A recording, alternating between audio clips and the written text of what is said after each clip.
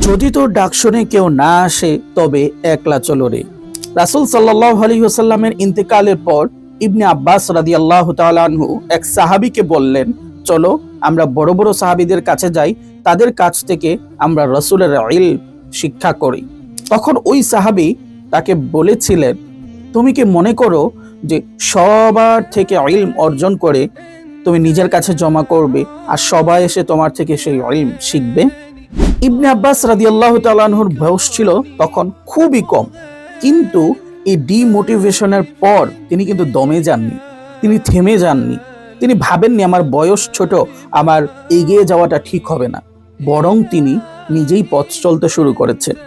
ইবনে আব্বাস রাদিয়াল্লাহু তাআলা আনহু সাহাবীদের কাছে যেতেন, তাদের কাছে রসুলের জীবন সম্পর্কিত হাদিস এবং সুন্নাহ জিজ্ঞেস করতেন।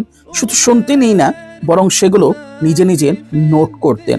একটা সময় এমন এসেছিল যখন তিনি সবার শিরোমণি হয়ে উঠেছিলেন এবং তার কাছে সারাদিন ইলম পিপাসুদের ভিড় লেগে থাকতো। সুতরাং আপনি যে স্বপ্ন দেখছেন সেই স্বপ্নের পিছে আপনি ছুটে চলুন। কেউ হয়তো আপনাকে ডিমোটিভেট করার চেষ্টা করবে, বিদ্রুপাত্মক হাসি আপনাকে উপহার দিবে, বাট সেগুলোর দিকে আপনাকে কখনোই ভ্রুক্ষেপ করা যাবে না। আপনার ফোকাস হবে মাত্র একটা, সেটা হচ্ছে আপনার স্বপ্ন পূরণ, ব্যাস।